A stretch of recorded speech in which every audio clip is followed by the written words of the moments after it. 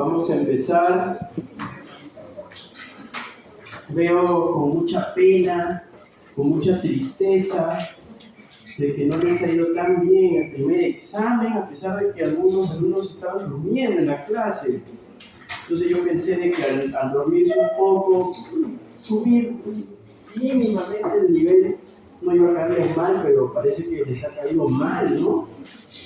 Entonces cualquier cosa es la culpa a los alumnos, ¿no? Que estaban ahí hablando de Camilo, que bostezaba, había una alumna ahí en la clase. Así que cualquier cosa, con ellos. Se aprende. Llámale.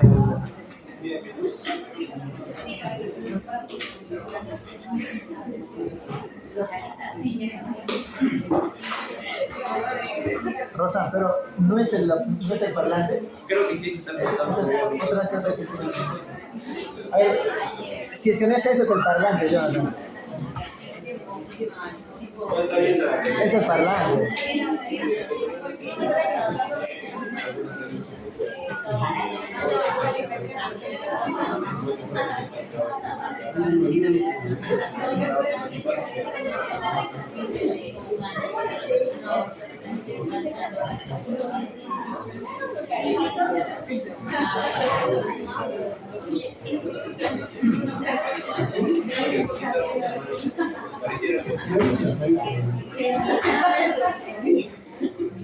Ya, entonces vamos a llamar lista, a ver.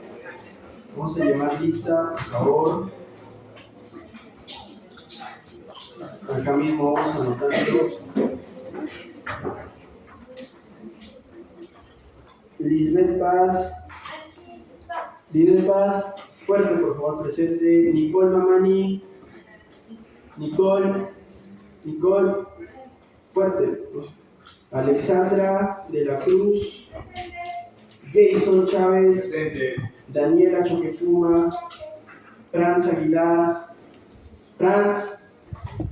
Está.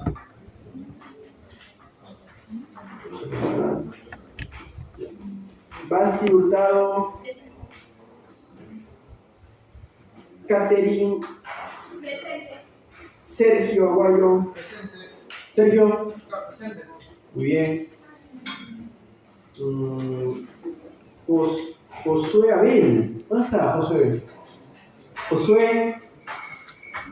Él creo que fue uno que estaba ahí feliz en la clase. Basti Arias. Alfredo Cari. Alfredo. Ariana Gómez. Lady Aranda. Areli. Está. Esther Larico. Patrick. Matías. Presente. Matías. Evelyn. Pamela Benavides. Daira Dávila. Daira.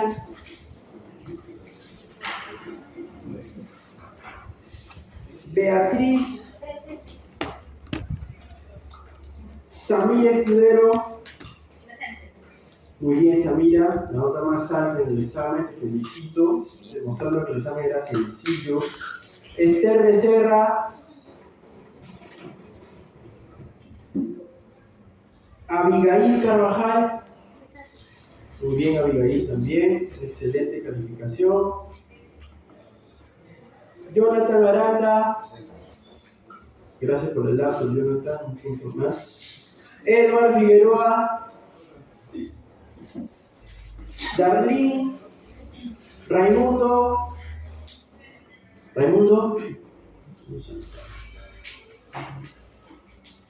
Josué Rubén. Está desconcentrado. Está bloqueando, creo que Celeste Cortés. Mónica. Valery Chávez, Catalina Chávez, Sebastián Huanca, Luz Amaro, Noé, Ana Jimena, David Fabricio, Eric André, Presente.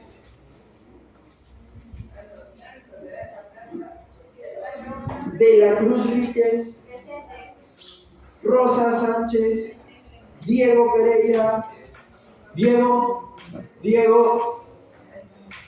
Sofía Rivas, Linda Terrones, Daniela Tardillo,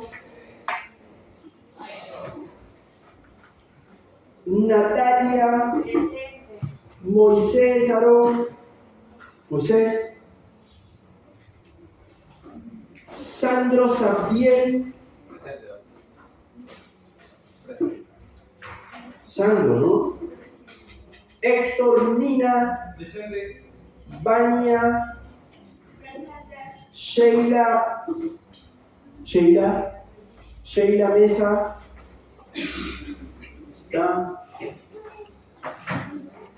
Douglas, Gabriel Eliseo, Dara Giovanna, no está, ¿no? Tatiana Tinoco, no está, ¿no? Increíble, ¿ah? Basti, tú eres delegada, ¿cierto? Estás anotando, ¿no?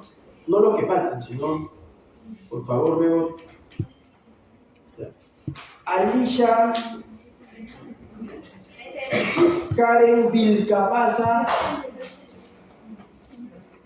Sandy Saldaña, Sandy, bien. Nicole Alexandra, Xiao,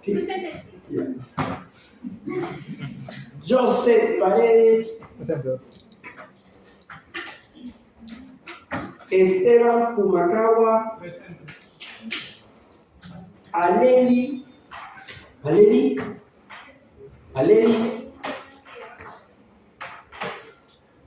Yelena, ¿está? Keila Ramos, Axel Mario, Junior Felipe, Jocelyn Vázquez,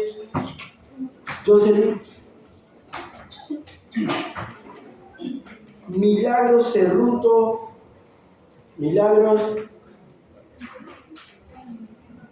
Aldana Camila, Ingrid Keila,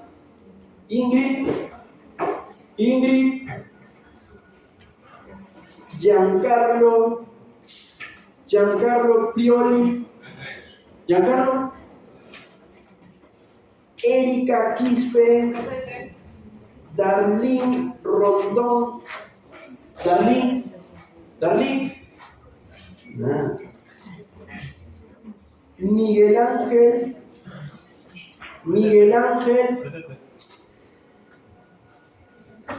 Carol Molina, perfecto, muy bien, vamos a comenzar el día de hoy hablando de unos puntos importantes. El día de hoy vamos ya a dejar de lado la parte del examen físico y ya vamos a comenzar con algunos tópicos. Entonces se supone que en estas semanas vamos a revisar las enfermedades más frecuentes, más prevalentes en la neurología y obviamente que ustedes deberían conocer, ¿no? Y lo primero es hablar del dolor de cabeza. Entonces, cuando ustedes hablen del dolor de cabeza, lo primero que tienen que hacer es identificar ciertas características para que oriente su diagnóstico, ¿no? Entonces, vamos a preguntarle a su compañero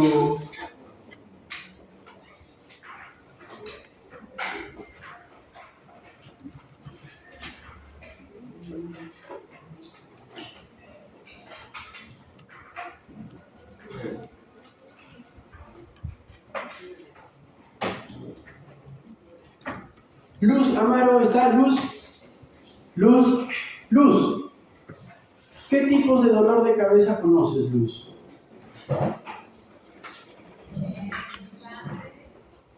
Ya. ¿Perdón? Pulsátil, ¿no? Pulsátil, ya. Punzante, pulsátil, ¿qué más? ¿Sí? Opresivo, excelente, Sergio. Paladante. Digamos que no está tan descrito, ¿no? Entonces, el dolor que alcanza su acme en menos de un minuto. Entonces, como han dicho sus compañeros, hay algunos tipos clásicos, ¿no? Como por ejemplo pulsátil, el que nos ha dicho su compañera Luz, opresivo, el que nos ha dicho su compañero Sergio, punzante o como hincada, ¿no? Que son, digamos, que los que ustedes deberían tener en cuenta porque su presencia está íntimamente relacionada a alguna enfermedad. Luego la localización, puede ser un dolor frontal, occipital, temporal, puede ser hemicraneal, puede ser holocraneano si es que afecta o abarca toda la cabeza. Y aquí también hay que tener en cuenta de que hay dolores que migran, ¿no? Yo me levanto con un dolor occipital posterior y luego me duele la frente y los ojos, ¿no? Es un dolor occipital con irradiación frontoocular. Luego la intensidad, ¿no? Leve, moderado, severo, que ustedes entiendo yo que lo evalúan a través de la escala visual analógica de 0 a 10, ¿no, señores? La escala de 0 a 10, ¿cuánto le duele? Siendo 1 o 0 muy poquito o nada, y siendo 10 el dolor más fuerte de su vida, entonces ahí ya el paciente calificará. Si es que hay síntomas asociados, como por ejemplo vértigo, como por ejemplo vómitos, si es que hay factores que lo que agravan el dolor o factores que desencadenan el dolor. Doctor, yo cuando ingiero alcohol a las 2 horas tengo un dolor muy fuerte que se localiza en el ojo y que tiene enrojecimiento ocular y lagrimeo, por ejemplo, ¿no? Si es diagnóstico. ¿Y cómo se controla? Doctor, yo estoy con dolor, pero me doy una ducha y se me pasa. Hago deporte y se me pasa. Duermo y se me pasa. O doctor, la verdad, tengo que tomar mi almotriptán para que recién se me pase. Entonces, todo eso va a orientar mucho a la etiología del dolor también. Entonces, están obligados ustedes a preguntar todo esto, ¿no? Cuando hagan una historia clínica de un dolor de cabeza, en la historia clínica debe estar detallado cada uno de estos aspectos como mínimo, ¿ya? Recuerden que en la consulta, no solo de neurología, en la consulta cuando ustedes sean médicos generales, estén en el Seguro, estén donde sea que estén, es una de las causas más frecuentes de consulta el dolor de cabeza, ¿ya? Recuerden que el 90% de la gente, yo diría que hasta un 100%, va a tener en algún momento de su vida un episodio de dolor. Recuerden que los dolores de cabeza, independientemente de su causa, suelen ser más comunes en mujeres, ¿no? Entonces las mujeres están más predispuestas básicamente por una influencia hormonal. Y recuerden que dentro, por citar nada más una de las patologías cuyo nombre está más manoseado, por así decirlo, se supone que en algún momento hasta un 10% de la gente podría padecer de algún episodio migrañoso. ¿Cómo dividimos los dolores de cabeza? Los dolores de cabeza los dividimos en primarios y secundarios. Obviamente en los secundarios existe alguna alteración estructural cerebral o alguna alteración sistémica que produzca el dolor de cabeza. Por ejemplo, la anemia. ¿La anemia puede producir dolor de cabeza? Claro que sí. Por ejemplo, una faringitis, ¿no? Puede producir el dengue, puede producir dolor de cabeza, ¿no? Pero también lesiones intracraneales, como tener un tumor, como tener un sangrado, la hipertensión endocraniana, etcétera, ¿no? Pero el día de hoy no nos vamos a centrar en estos, ¿no? El día de hoy nos vamos a centrar en las cefaleas primarias, que son aquellos dolores de cabeza que no se acompañan de lesión. No hay una lesión estructural. Y ahí tenemos a la más frecuente, que es la cefalea tensional. En segundo lugar tenemos a la migraña. Y en tercer lugar tenemos a las cefaleas trigémino-autonómicas o CTAs. Es de ellas que vamos a mencionar el día de hoy algunas características. Todo esto está basado, pues, no en Cefalalgia, en la revista Cefalalgia, que es, digamos, que la fuente oficial, ¿no?, de la entidad internacional que regula las publicaciones sobre dolor de cabeza. Vamos a hablar primero de la migraña. Entonces, la migraña, a ver,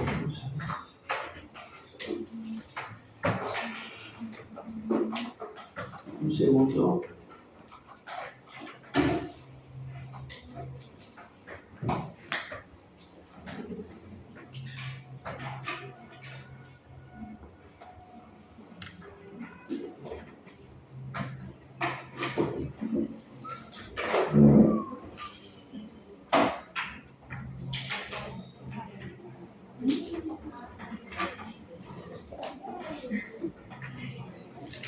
Ya, obviamente que vamos a hablar primero de la más frecuente, que es la cefalea tensional, ¿ya? Entonces, la cefalea tensional es aquel dolor de cabeza que normalmente tiene como factores predisponentes, aspectos como problemas del sueño, ¿no? Son pacientes que suelen tener insomnio de base, que tienen o pueden presentarse en aquellas personas que tienen problemas de la postura o artrosis cervical. También es bastante frecuente en personas que tienen algún trastorno anímico, como cuadros ansioso-depresivos, y obviamente que están sujetos o sometidos a, digamos, que mucha sobrecarga, tensión o estrés. La base de la cefalea tensional realmente es desconocida, ¿no? Pero se postula que los pacientes que la padecen tienen una excesiva excitabilidad o una hipersensibilidad del tejido miofascial de aquellos músculos que se insertan en el cráneo, como por ejemplo los músculos temporales o los músculos suboccipitales. Entonces están como hipersensibles y eso es lo que les genera el dolor. Es por eso que una característica bastante importante de estos pacientes es que dicen que cuando se peinan les duele, o cuando se amarran el cabello, en el caso de las damas, les duele, porque justamente hay una hipersensibilidad. Entonces, si ustedes alguna vez han tenido un dolor de cabeza que se ha agravado con esas dos manifestaciones, probablemente de fondo habría una cefalea tensional. ¿Cuáles son las características clínicas de este dolor? Es un dolor de intensidad leve a moderada que no impide al paciente realizar las actividades normales de su vida diaria. Van a estudiar, van a trabajar, pero siempre está ahí el dolor. Ese tipo opresivo, o algunos lo describen como una pesadez. Siento algo pesado, siento una presión, algo que me oprime, ¿no? La localización suele ser holocraneana, como una vincha, pero tiene especial predisposición en la zona occipital y en la zona frontoorbital.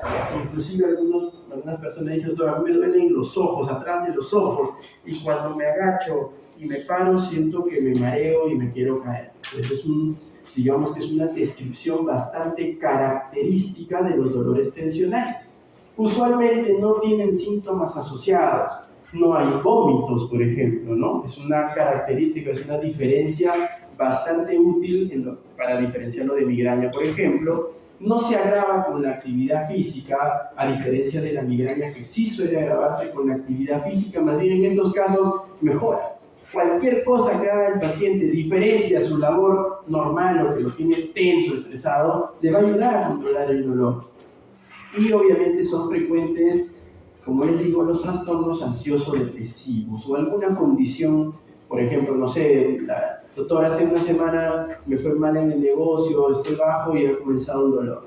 Entonces ustedes podrían sospechar de que es una cefalea tensional. Ahora, según el tiempo de enfermedad, y es importante esto para el tratamiento, los dolores tensionales pueden clasificarse en infrecuentes cuando duran un día al mes, frecuentes cuando duran de 2 a 14 días al mes y más bien crónicos cuando superan los 15 días al mes. ¿Por qué es importante esto? Porque aquellos pacientes que tienen dolores tensionales infrecuentes probablemente solamente requieran medicación abortivo inmediato nada más, ¿no? Cosa que de repente les pasa a algunos acá, ¿no? Van a dar un examen de cualquier curso, el día anterior está un poco tenso, le duele la cabeza, basta un paracetamol o una aspirina para controlarlo, ¿no? Diferentes son personas que más bien prácticamente conviven con el dolor es diario o interdiario, entonces ellos ya probablemente necesiten otro tipo de medicamentos, como vamos a ver a continuación. Ahora, ¿cuáles son los criterios que nos da la Sociedad Internacional de Cefaleas para diagnosticar este tipo de dolor? Muchos de ellos ya los hemos mencionado, ¿no? En realidad estos dolores duran entre 30 minutos a 7 días, obviamente si es que no los tratas, ¿no? Si es que los tratas, ya este tiempo se ve alterado. Suele ser un dolor bilateral, opresivo, leve a moderado y que no se agrava con la actividad física. Esas son las características principales. No hay náuseas, no hay vómitos, pero puede haber una hipersensibilidad a la luz o una hipersensibilidad al sonido, que no es una característica típica de ningún dolor de cabeza. En realidad, todos los dolores de cabeza pueden agravarse con estos fenómenos. Hay gente que dice, doctor, yo salgo al sol y me duele la cabeza, ¿no? Entonces, probablemente se trate de una cefalea tensional, ¿no? Pero no necesariamente.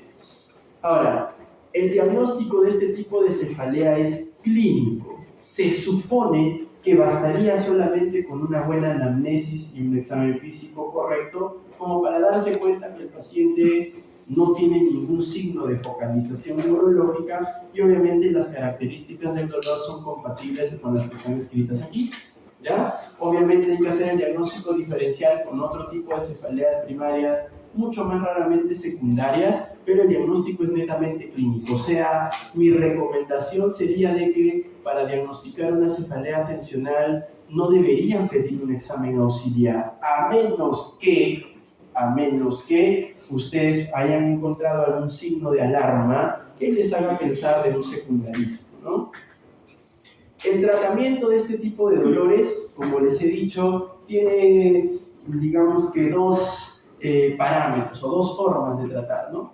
El cuadro agudo, que normalmente recibe un tratamiento abortivo, y el cuadro crónico, que más bien merece un tratamiento abortivo y preventivo, ¿no? Entonces, los abortivos pues, son aquellos medicamentos que pueden ser usados en un momento durante un ataque de dolor. En cambio, los preventivos van a ser usados de forma diaria, tenga o no tenga el paciente dolor, porque el objetivo final a largo plazo va a ser disminuir la frecuencia y la intensidad del dolor. Doctor, a mí me duele alrededor de 20 días al mes la cabeza y es una intensidad moderada que ya me está afectando un poco para mi desempeño laboral.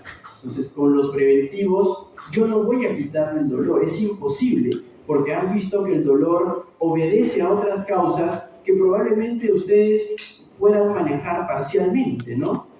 Pero sí les pueden garantizar al paciente de que con el tratamiento preventivo el dolor va a disminuir en intensidad, va a disminuir en frecuencia. Si te duele 20 veces moderado, con el tratamiento te va a doler 5 días y de forma leve. Eso sí le pueden decir, pero jamás le digan a un paciente que le va a quitar el dolor, porque muchas veces la causa del dolor no está en sus manos, ¿no? Es imposible, ¿no? Doctor, tengo una deuda en el banco, me sacó un carro, me botaron del trabajo, no la puedo pagar. Bueno, si a menos ustedes le pagan la deuda, ahí sí le pueden decir que le van a quitar el dolor, pero si no, no, nos pueden ayudar a ser más llevadero, pero no le van a quitar el dolor. Entonces, tengan en cuenta eso siempre al momento de comunicar los tratamientos. Dentro de los medicamentos abortivos, muchos de los que ustedes ya conocen, ¿no? Siempre, aunque suene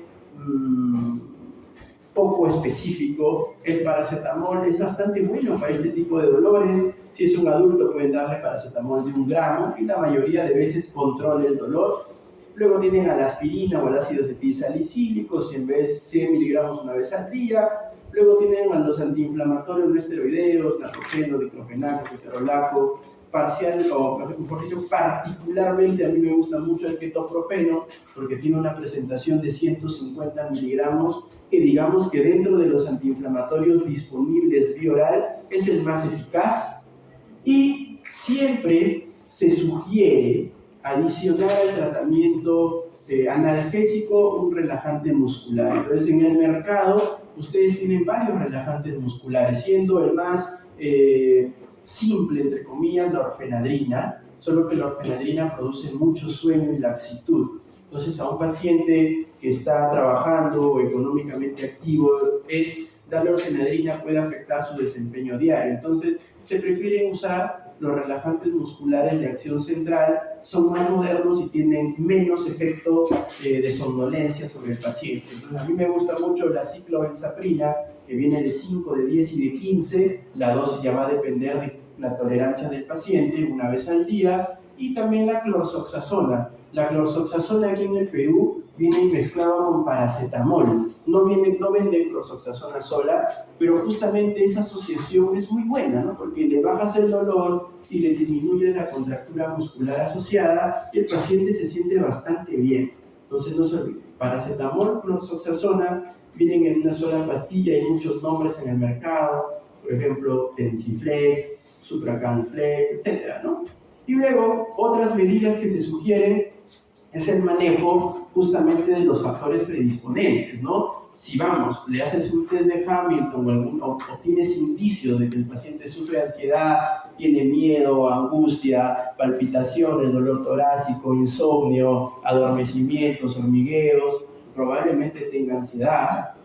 Si es que son los médicos del primer nivel de atención, deberían estar en la capacidad de diagnosticar y de tratar la ansiedad, probablemente con algún inhibidor de la recaptación de la serotonina, como sertralina o escitalopram, por ejemplo. Hay que manejar el estrés, sugiriéndole al paciente que haga otras actividades diferentes a las que normalmente suele hacer. La terapia física también suele ayudar bastante en estos casos, entonces es que en la medida de lo posible hay que recomendarlo. Y dentro de los medicamentos preventivos tenemos al más usado, que es la amitriptilina. La amitriptilina es un excelente medicamento, en primer lugar porque es barato. Con 10 céntimos ustedes pueden comprar 10 pastillas de amitriptilina en un hospital. Es súper barato, pero es súper bueno y lamentablemente es poco utilizar. La pastilla viene de 25 miligramos y ustedes pueden arrancar solamente con un cuartito de la pastilla. Se suele dar en la noche porque sí produce somnolencia, pero de paso, pues, ¿no? Como son pacientes que de fondo tienen un cuadro de ansiedad, tienen insomnio, tienen dificultad para conciliar el sueño, estás matando varios pájaros de un solo tiro, ¿no? Porque la amitriptilina es un antidepresivo tricíclico, solo que ya nadie la usa como antidepresivo en realidad. Ahora sus dos usos son el dolor de cabeza tensional crónico y el manejo del dolor neuropático, ¿ya? Entonces se puede usar desde un cuarto de pastilla hasta 2 pastillas. Usar más sí ya es contraproducente porque produce demasiado sueño, ¿ya? Y luego como segundo medicamento, como una muy buena alternativa, tienen a la mirtazapina, que también es un antidepresivo, pero a dosis bajas, que es el ideal para el manejo del dolor tensional. Viene la pastilla de 30 miligramos y pueden comenzar dándole un cuarto. Ahora, la mirtazapina sí es significativamente mucho más cara que la amitriptilina, ¿no? Cada pastilla debe costar 9 soles quizás, entonces entenderán que es un medicamento que no tiene como potencial receptor a todas las personas, ¿no? ¿Quién va a costear 9 soles diarios solamente en un medicamento? Es complicado para la mayoría de peruanos, ¿ya? Yo sé que ustedes sí, pues no son pudientes, pero el resto no, ¿ya? Bueno, dejando de lado a la cefalea tensional, vamos con la migraña. La migraña, un término muy usado, mal usado en realidad. Hay un sobrediagnóstico de migraña y hay un infradiagnóstico de cefalea tensional. Entiendo yo, porque a una persona no le gusta que tú le digas, usted tiene un dolor de cabeza tensional, porque obviamente ellos te van a decir, pero yo no estoy tenso, ¿no? Prefieren 1000 veces que tú le digas migraña. Y entonces eso ha calado en el médico, y el médico a cualquier dolor de cabeza crónico le dice tienes migraña. Entonces el paciente va a ir a ustedes, doctor, yo tengo migraña, me diagnosticaron migraña. ¿Y cómo es su dolor? Mi dolor es un dolor acá atrás que se va hacia adelante y me oprime, siento que me aprieta, también tengo un dolor acá asociado y empeora cuando estoy estresado. Eso no es migraña, ¿no? Pero así van a ir ustedes, ¿ya? Entonces la migraña, el término deriva del griego hemicrania, porque justamente durante estadios iniciales de la enfermedad el dolor suele abarcar a una mitad del cráneo, ¿no? Es un dolor hemicraneal que suele distribuirse entre el ojo y la zona temporal, ¿no? Como si ustedes colocaran su mano así, ¿ya? Como verán ustedes, la mayoría de pacientes son mujeres y obviamente se caracteriza por episodios de dolor de cabeza recurrentes. Entonces, durante los estadios iniciales de la enfermedad, el paciente tiene ataques que pueden durar 2, 3 o 4 días sin tratamiento, para luego irse y dejar al paciente libre de dolor por semanas, meses o inclusive hasta años. ¿Ya? Ahora, la migraña también, hay que decirlo, tiene un fuerte componente genético, ¿no? Hasta el 70% de las personas que padecen migraña tienen un familiar de primer grado, que usualmente es la mamá, que tiene migraña, ¿ya? Y también hay algunas enfermedades genéticas que tienen a la migraña como una de sus características principales, ¿no? Por ejemplo, tenemos a la migraña hemipléjica familiar, tenemos a una encefalopatía mitocondrial denominada el síndrome de Velas, y tienen al CADASIL, que es una arteriopatía subcortical autosómica dominante. Tiene su variante CADASIL, que es la autosómica recesiva, pero que no es momento de comentar el día de hoy. Ahora, la migraña, en cuanto a su fisiopatología, también es desconocida, ¿no? Es por eso que todavía no se ha diseñado un medicamento que cure la migraña, ¿no? Porque no se conoce mucho sobre la enfermedad.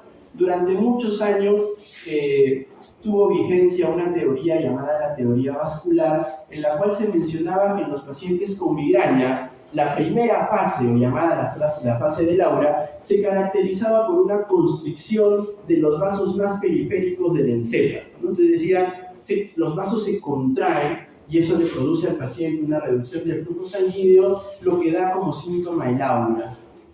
Y luego decían que esa fase de vasoconstricción era seguida de una fase de vasodilatación, ¿no? En la cual obviamente los vasos se dilataban y eso más bien producía el dolor con un estímulo de las terminaciones nerviosas, ¿no? Obviamente que esta teoría era netamente eso, ¿no? Una teoría, porque si bien es cierto, en los años 50, 60, 70 no había los estudios capaces de detectar ni la vasoconstricción ni la vasodilatación, pues poco a poco comenzaron a aparecer los estudios de vasos y los estudios funcionales también, y se vio que en realidad los pacientes con migraña no es que se evidencie ni una vasoconstricción y mucho menos una vasodilatación, y tampoco se ha visto que existan alteraciones hemodinámicas específicas en alguna parte del cerebro durante el episodio de dolor. Entonces no hay de cómo sostenerse en esta teoría, ¿no? Y otra cosa es que solamente un cuarto de los pacientes tienen aura, ¿no? ¿Y qué pasa con los otros 3/4? Entonces, al caerse esta teoría, comenzó el auge, de una teoría que se llama la teoría neurógena o neurovascular, que más bien nos comenta de que la migraña es una enfermedad que tiene una base fisiopatológica muy parecida a la epilepsia. ¿Por qué? Porque se supone que en aquellos pacientes existe la presencia de una actividad eléctrica anormal que suele comenzar en el área occipital o parietal posterior, que luego se va a ir extendiendo hacia otras áreas corticales, alcanzando aquellas que sí tienen inervación, y eso obviamente va a ser percibido por las vías del dolor e interpretado como dolor. Entonces, esta teoría dice que más bien la migraña es un cuadro que se produce por una actividad eléctrica anormal cerebral.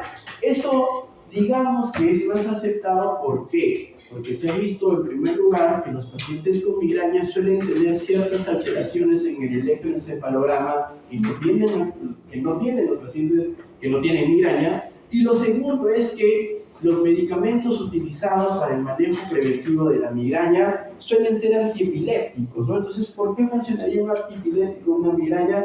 Bueno, pues porque aparentemente hay una actividad eléctrica normal, ¿ya? Ahora, la migraña también tiene precipitantes, y la lista de precipitantes es demasiado larga, porque cada paciente obviamente es diferente, ¿no? Entonces, acá yo les he puesto algunos nada más. Como verán, varía desde el vino hasta el fumar, cambios hormonales, etc. Doctor, ¿y todos los pacientes tienen a estos como precipitantes? No.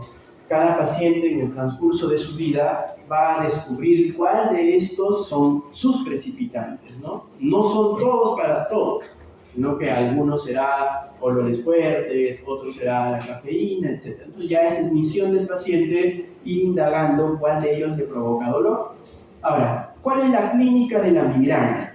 La clínica se caracteriza por un dolor tipo pulsátil de gran intensidad, muchas veces expresado por los pacientes como un latido, ¿no? Doctor, yo siento que algo me late, es como si tuviera una vena ahí que me late. Y vamos a eso porque quieren justamente descartar, dicen, no, yo quiero saber si tengo un aneurisma, yo he googleado y dice que puede ser un aneurisma, ¿no? Digamos que no es muy descabellado lo que dicen, porque un dolor tipo latido podría representar un grupo de cefaleas que se llaman cefaleas vasculares, pero siendo la causa más frecuente la migraña. Entonces, el aneurisma, una malformación arteriovenosa, usualmente pues representan menos del 5% de las cefaleas vasculares, pero no es tan descabellado a veces, ¿ya? La localización suele ser hemicraneal en estadios iniciales de la enfermedad.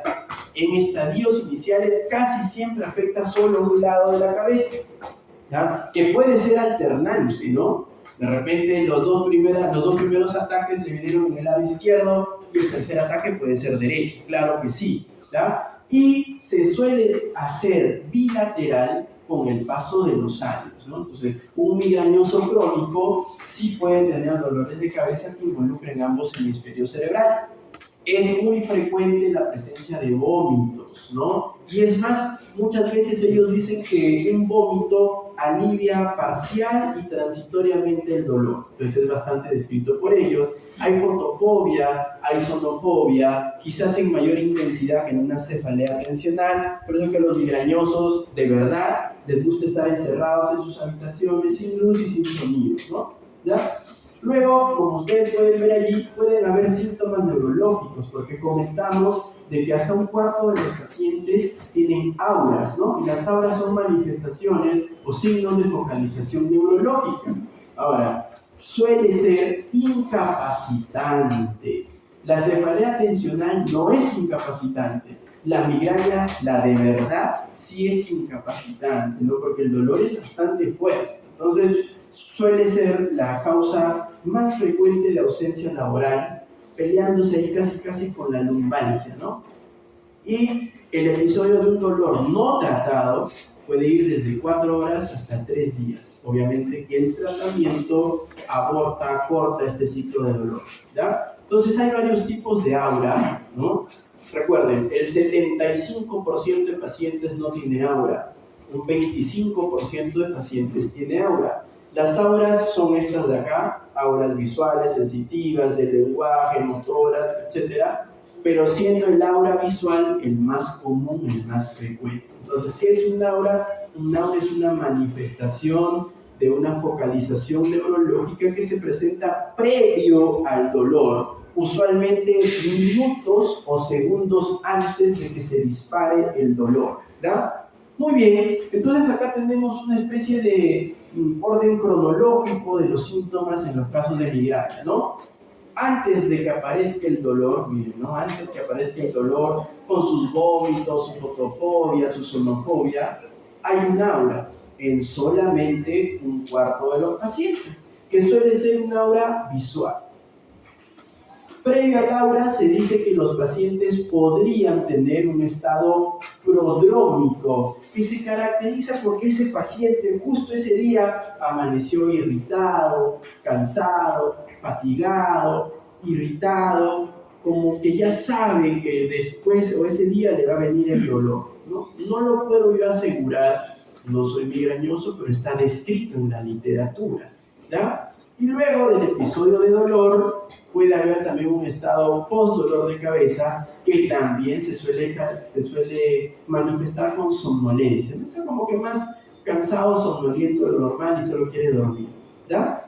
Ahora, el aura visual, como yo les comenté, es el aura más frecuente.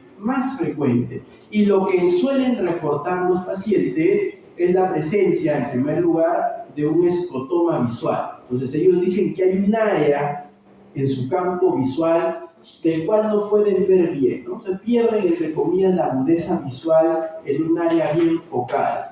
Y alrededor de ese escotoma, los pacientes van a tener unas luces como que de colores que más o menos son representadas así, ¿no? Este es de un paper que, digamos que le solicitó a los pacientes migrañosos que intenten plasmar qué es lo que veían, ¿no? Agarraron a más de 1000 migrañosos con obras visuales y les dijo, a ver, dibújame lo que ves, ¿no? En ese momento, y obviamente a través de métodos ya computarizados, intentaron representar que lo que ven es algo así. Entonces, bueno, debe ser bastante molesto, la verdad. Y después de eso viene el dolor, ¿ya? Ahora, los criterios, según la Organización Internacional de Cefaleas, es que sea un dolor unilateral, pulsátil, moderado a severo y que empeore con la actividad física. Y que se acompañe de náuseas o vómitos, de fotofobia o de sonofobia. Esas son las características principales. Ahora, el diagnóstico de la migraña también debe ser netamente clínico, o al menos debe existir una alta sospecha solo con la anamnesis. Pero, ojo, acá sí, hay algunos pacientes, especialmente quienes debutan por primera vez con un episodio migrañoso, ellos sí podrían requerir un examen auxiliar para descartar, por ejemplo, si es el dolor más fuerte de su vida, una hemorragia subaracnoidea. Su compañero mencionó la famosa cefalea en trueno, ¿no? O en thunderclap. La cefalea en trueno es aquel tipo de dolor de cabeza intenso que alcanza su máxima intensidad en menos de 1 minuto del inicio, o sea, una subida brusca del dolor, ¿no? ¿Puede existir eso en un paciente con migraña? Claro que sí, pero su diagnóstico diferencial más frecuente es la hemorragia subaracnoidea, o menos frecuente un síndrome que se llama el síndrome de vasoconstricción cerebral reversible, ¿ya? Entonces, a veces puede ser necesario pedir una tomografía en un paciente con un dolor de estas características para descartar que no sea un tipo de dolor de cabeza secundario. En cuanto al manejo,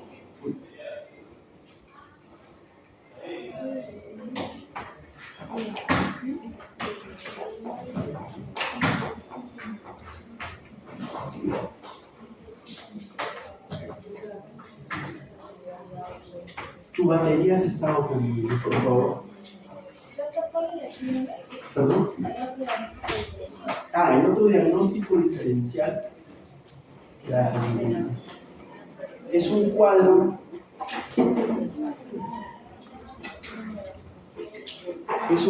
que se llama el síndrome de vasoconstricción cerebral reversible, ¿no? Ese es el otro diagnóstico diferencial de una cefalea en trueno o thunder. Ya está, ¿no? Excelente, muchísimas gracias.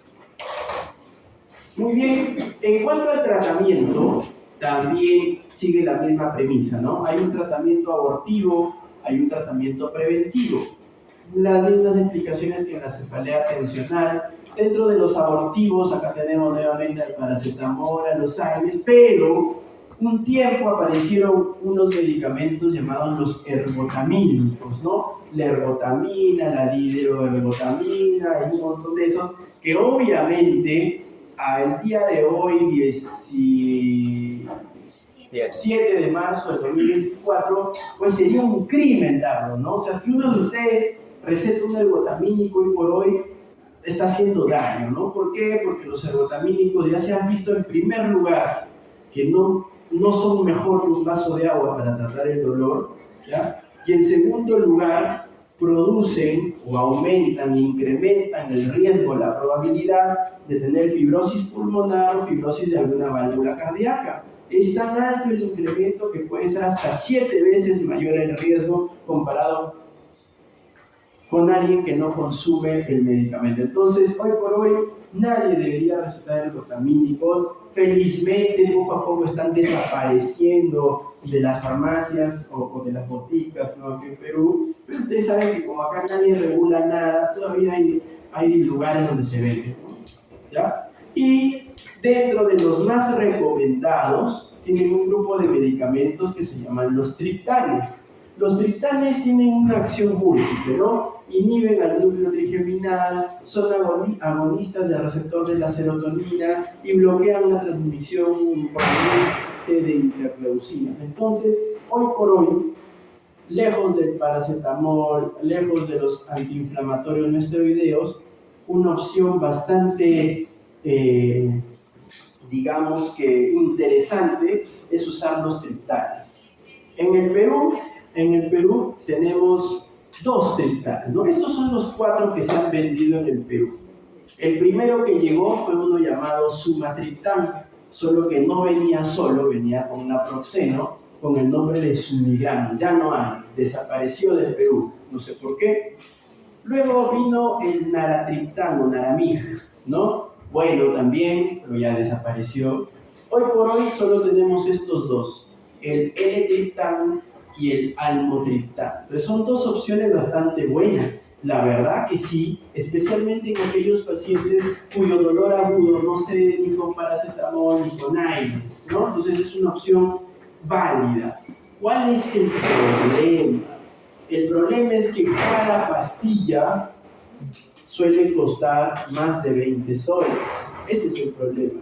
Entonces a un migrañoso que tiene 8 o 10 ataques al mes y le vas a dar uno de 20 soles, o sea, que digamos que se le hace complicado, ¿no? Se le hace complicado, pero son muy buenas alternativas. Obviamente, el que tiene pues, o el que tiene un seguro privado se ve bastante beneficiado, ¿no? Ellos sí pueden acceder a estos medicamentos. Y también, algo más reciente, no hay en Perú esto, no hay todavía, no llega, tenemos a 2 alternativas, a los gepantes y a los vitales, ¿no? Como verán, ya son medicamentos, pues, cuyo blanco es otro, ¿no? Por ejemplo, en los gepantes, el blanco es el antagonista, o ellos son antagonistas del receptor de péptido relacionado con el gen de la calcitonina. Entonces tienen al urogepan, al atogepan y al rimegepan, ¿no? Que pueden ser abortivos o inclusive hasta preventivos.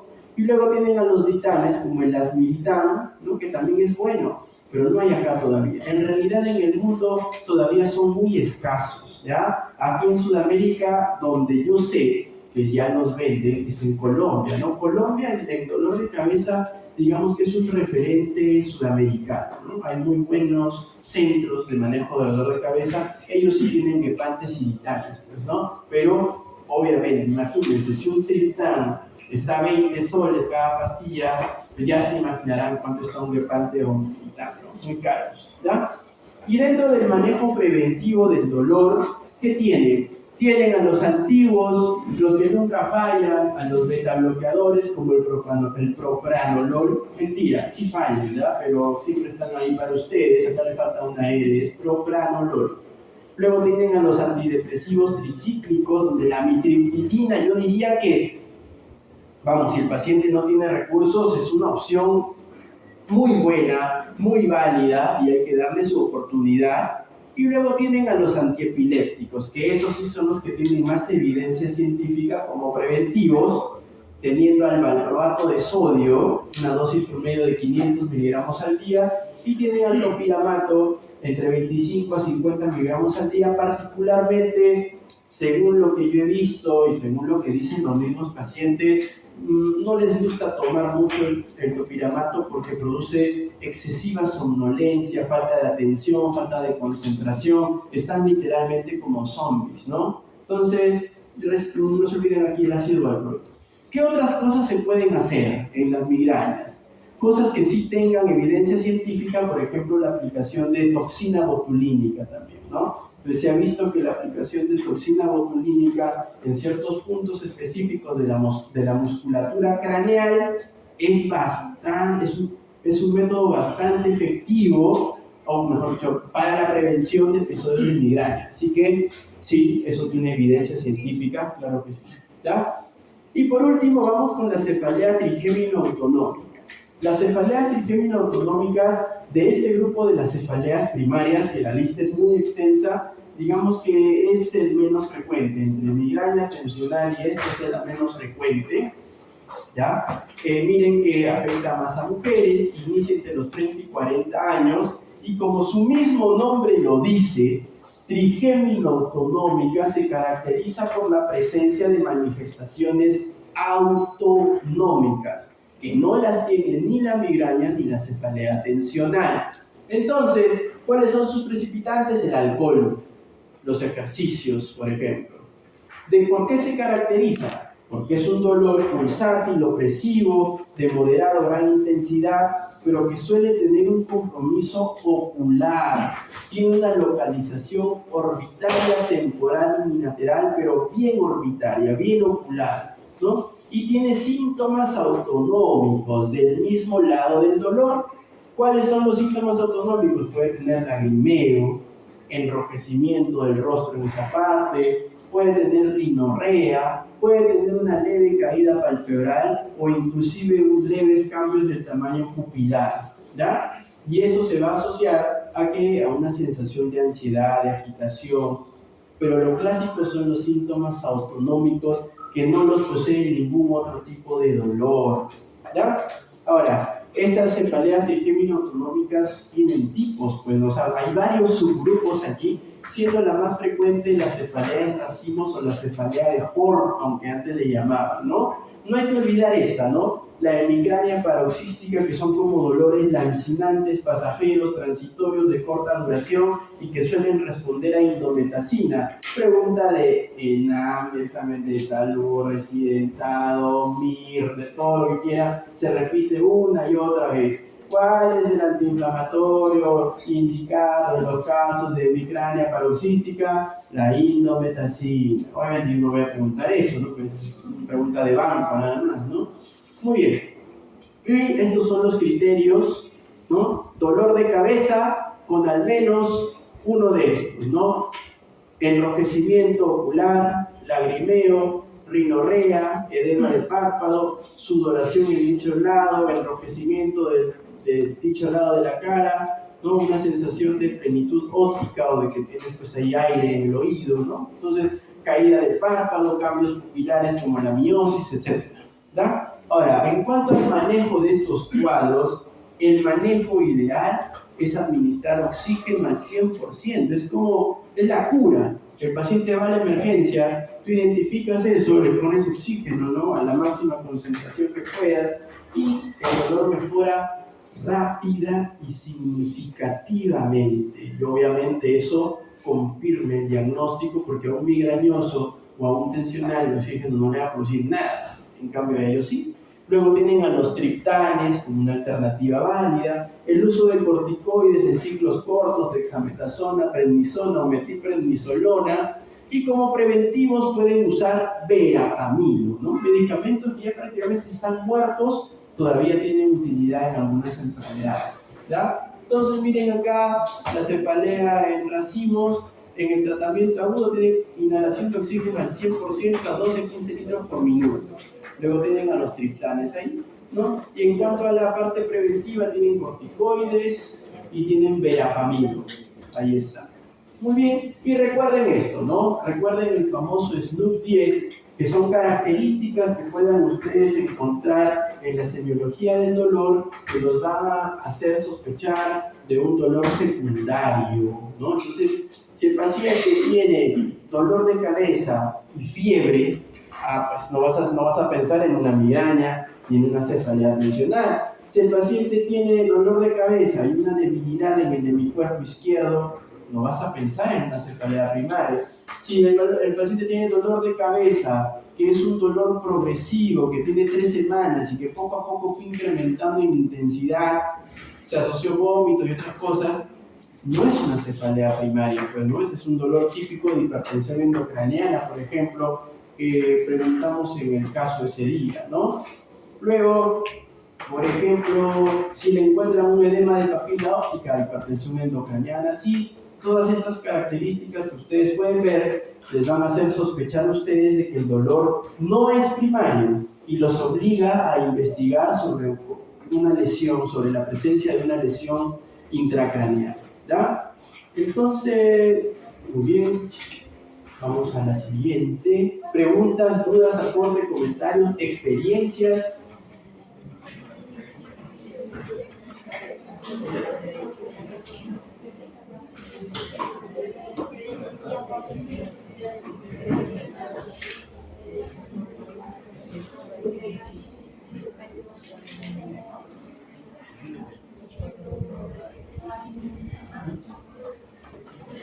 Ya.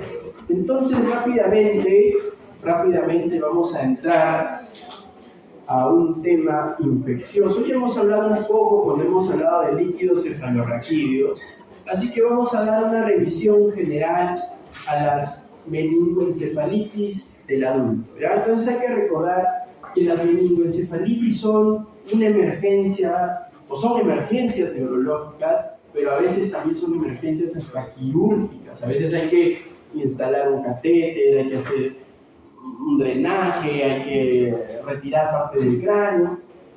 Estas meningoencefalitis son causadas por múltiples patógenos, ¿no? Que pueden ser bacterias, virus, hongos, parásitos, inclusive hay encefalitis autoinmunes, hay encefalitis priónicas, etc., ¿no? Pero hoy día nos vamos a centrar en lo infeccioso. Pueden tener un curso benigno, por ejemplo, en las encefalitis virales no herpéticas, que muchas veces no le dan nada, el paciente ni siquiera va al hospital, solo le duele la cabeza, tiene fiebre y moco, pero también pueden ser fatales, como en el caso de una meningoencefalitis por Streptococcus pneumoniae, por ejemplo, ¿no? Y se pueden dividir en cuadros agudos, las bacterianas, subagudos, las tuberculosas, o sea, estas son las bacterianas no tuberculosas, las bacterianas tuberculosas y en crónicos inclusive, ¿ya? Entonces, dentro del grupo de las meningitis o de las meningoencefalitis bacterianas, los microorganismos que van a estar asociados a ellas van a depender mucho de la edad del paciente. Entonces, este es un gráfico, una figura que intenta representar, según la edad o el grupo etario del paciente, cuáles son los organismos que más frecuentemente se suelen encontrar. Entonces, como ustedes más adelante van a llevar pediatría, neonatología, vamos a excluir a estos pequeños, ¿no? A los pequeños, sin antes decir que son los estreptococos del grupo B la causa más frecuente allí.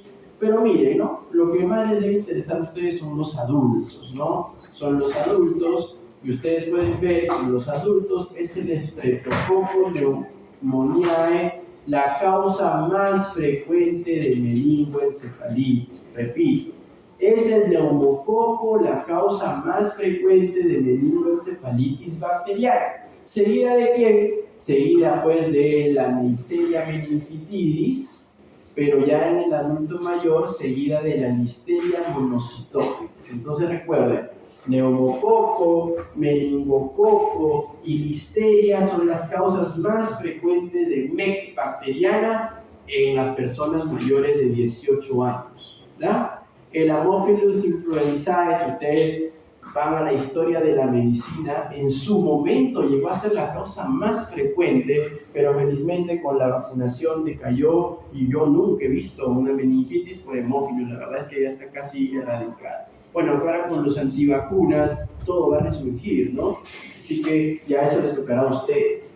Dentro de los virus, son una serie de virus los que pueden producir encefalitis, ¿no? Siendo los más comunes el grupo de los virus que habitan el tracto digestivo, los enterovirus, ¿no? Entonces ahí tienen a los ecovirus, a los coxsackie, a los mismos enterovirus, ¿no? Que son los más frecuentes en el mundo. Entonces cuando ustedes les pregunten cuál es la causa viral más frecuente de encefalitis, son los enterovirus. Escuchen esa pregunta, pero ¿cuál es la causa viral más frecuente en los pacientes con una meningitis viral hospitalizados? Ahí sí ya no son los enterovirus, sino son los virus de la familia del virus herpes. ¿Por qué? Porque muchas veces las encefalitis por enterovirus tienen cursos benignos que no ameritan hospitalización. Solo ameritan hidratación, paracetamol y reposo, nada más. En cambio, las encefalitis por herpes sí requieren hospitalización debido a que son cuadros graves que ponen en serio riesgo la vida de las personas, ¿ya? Y dentro de otras etiologías, por ejemplo, ¿no? La tuberculosis, que para nosotros sí está arriba, como les comentaba en aquella oportunidad. Yo he visto más meningitis por tuberculosis que por neumococo en nuestro país, porque nuestro país es La tuberculosis es endémica, ¿ya? Y no se olviden, en el grupo de pacientes inmunodeprimidos, a las meningitis por hongos, ¿ya? Entonces vamos a ver ahí, sigamos. ¿Cuál es la clínica de estos cuadros meningoencefálicos? En primer lugar tenemos a la tríada clásica, alteración de la conciencia, obviamente hay dolor de cabeza, ¿no? Pero ¿qué más? Alteración de la conciencia, rigidez de nuca y fiebre. Si el paciente tiene esta triada clásica, digamos que hay un 44 o de 100 que tengan estos, 44% va a tener una meningoencefalitis. En cambio, si agarran dos de alguno de estos, cefalea, rigidez de nuca, fiebre, rigidez de nuca o fiebre, alteración del nivel de la conciencia, cuidado, que ahí sí pueden estar frente a una mezcla. Ahora, ¿qué más podemos decir de la clínica? De que aquellos que cursan con alteración de la conciencia suelen ser más bacterianos, ¿no? Los virales solamente producen cambios conductuales en inicio. El teléfono, por favor. Sé que es urgente, ¿ya? Pero un segundo nada más, ¿ya? Muy bien, y hay que recordar los signos meningios, pero ya hemos hablado de ellos, ¿no? El signo de Kerner, Lusinski, etc. Entonces recuerden acá, tienen a los principales signos meningios, tienen ahí la búsqueda de la rigidez de nuca, una mano por debajo de la nuca, se trata de llevar el mentón hacia el esternón. Lo que ustedes van a sentir es como si estuvieran levantando una tabla, ¿no? Una resistencia marcada, y el paciente lo que va a sentir es un dolor y va a gritar ¡ah!, ¿no? Luego, buscando el signo de Kerner, ya saben que cuando le eleven la pierna, el paciente por el dolor va a flexionar la rodilla, y en el signo de Brudzinski, al buscarle la rigidez de nuca, el paciente va a doblar la rodilla. Obviamente que aquí la persona no tiene meningitis y está sobreactuando, ¿no? Pero sí se logran ver, ¿no? La verdad es que lo que se ve más es la rigidez de nuca. Complicado ya ver ahora que lleguen Kerner y Brudzinski porque eran ya síntomas de una enfermedad bastante avanzada, ¿no? Ahora, en cuanto al curso, va a depender de la etiología. Las meningitis bacterianas son cuadros agudos, agresivos, ¿ya? Severos, y obviamente que el paciente va a empeorar rápidamente en cuestión de días, ¿no? El tercer o cuarto día ya va a tener un severo compromiso. Las meningitis virales, si bien es cierto, también son agudas, pero no son tan severas. Es bastante importante indagar sobre cambios de conducta y de comportamiento durante los días que ha estado con dolor o quizás con fiebre, ¿no? Comienza a hacer cosas que nunca hacía, ¿no? Si era una persona muy respetuosa, muy condescendiente, comienza a ser un poco agresivo, agitado, come con la mano, no quiere dormir, cosas así, ¿no? Y también las crisis epilépticas, que son bastante frecuentes en los casos de encefalitis virales. ¿Por qué? Porque las encefalitis virales por herpes suelen localizarse a nivel del lóbulo temporal, y esa es un área bastante epileptogénica, ¿ya? Y en cambio, como ya hemos comentado en un caso anterior, las meningitis tuberculosas suelen tener un curso subagudo, ¿no? Al inicio, dolor de cabeza, fiebre, malestar general, pero todo soportable y tolerable, ¿no? Y poco a poco, con el paso de las semanas, los pacientes comienzan a empeorar o tener un signo de focalización neurológica. Luego, una vez que yo ya tengo la sospecha clínica, tengo que, obviamente, buscar la forma de corroborar mi diagnóstico, ¿no? ¿Y eso cómo lo voy a hacer? Lo voy a hacer a través del estudio del líquido cefalorraquídeo. Puedo pedir otros exámenes adicionales como los cultivos o las imágenes, ¿no? Entonces, mucho de lo que dice esta clase se basa en la guía europea, que si bien es cierto es antigua, pero no tiene una actualización todavía, es del 2016, ¿ya? ¿Qué dice la guía europea? La guía europea dice, ¿no? Una recomendación de grado A en pacientes con sospecha de meningitis bacteriana. Está fuertemente recomendado un análisis de líquido cefalorraquídeo, midiendo, valorando el conteo leucocitario, las proteínas y la concentración de glucosa, y realizar cultivos y tinción de granos. Es lo que sospechan ustedes una meningitis, tienen que hacerle un estudio del líquido cefalorraquídeo lo más pronto posible. Ante la sospecha hay que hacerlo lo más pronto posible. ¿Ya? Entonces ustedes ya saben esto, la punción lumbar, la aguja se suele introducir entre L3 y L4 o entre L4 y L5. El paciente tiene que estar en una posición de cúbito lateral. Si ustedes son diestros, el paciente tiene que estar en decúbito lateral izquierdo. Si ustedes son zurdos, tienen que estar en el decúbito lateral derecho por su comodidad. Si no, se van a meter en un grandísimo problema, créanme.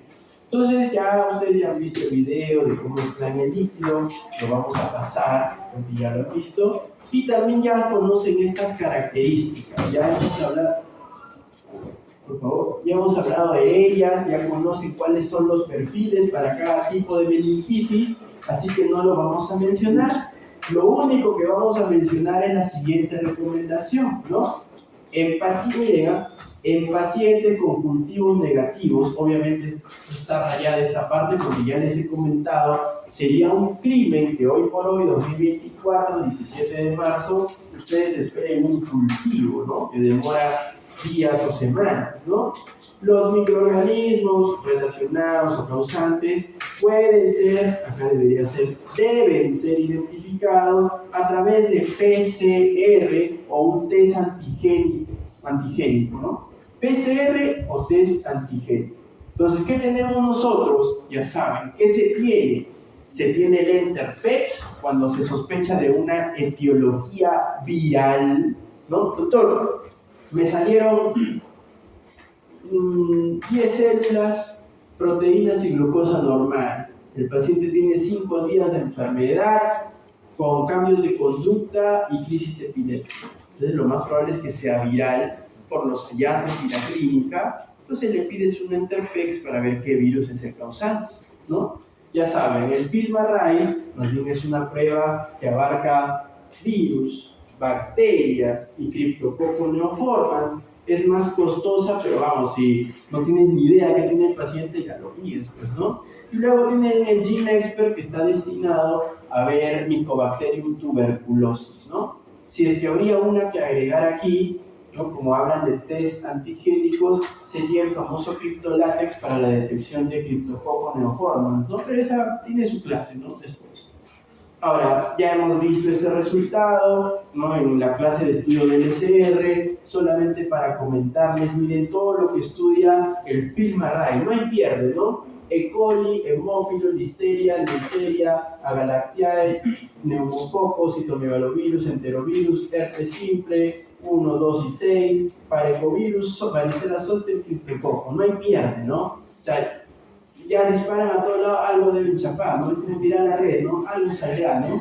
¿Ya? Entonces acá salió meningococo, ¿no? Como pueden ver. Perfecto. Ahora, ¿sí? En la imagen anterior seguía también, por ejemplo, el paciente tiene 76 años y el inicio, como habíamos visto, histérica. Excelente, no es frecuente, ¿cierto? Era el segundo, no sé. En esa edad es listeria. Neisseria no, mira, vamos. Nada más de 60. Acá, ¿no? No, sí, histeria. Ajá. Ahí en esa edad lo más frecuente es neumococo, seguido de listeria y en tercer lugar, bueno, no sé si en tercero, pero bajo, meningococo, ¿no? Entonces ese caso justamente escapaba de lo común y de lo frecuente, ¿ya? Muy bien. Entonces, pero yo quiero que ustedes se familiaricen con estas pruebas, que las conozcan. ¿Por qué? Muchos de sus compañeros ex alumnos de aquí, los he visto que hacen ciertas labores, por ejemplo en Good Hope, ¿no? Entonces, probablemente alguno de ustedes también saldrá e irá para allá, y son pruebas que en Good Hope están disponibles, ¿no? Entonces, se familiarizan, las piden, con eso, obviamente, el único beneficiado es es el paciente, ¿ya? El único beneficiado es el paciente, ahora, siempre es el paciente primero. Ahora, vamos que también hay algunos predictores en el líquido normal que les van a prácticamente decir, oye, este es un líquido por tuberculosis, este es un líquido por una MEC viral, etc. Entonces, Por ejemplo, de los más conocidos son los predictores para una meningitis bacteriana. O sea, casi es imposible que no sea bacteriano, que haya un masivo consumo de glucosa, que haya una disminución de la tasa de glucosa y en LCR y glucosa en sangre, que haya un incremento en la cantidad de proteínas mayor a 220, pero principalmente en la cantidad de células, ¿no?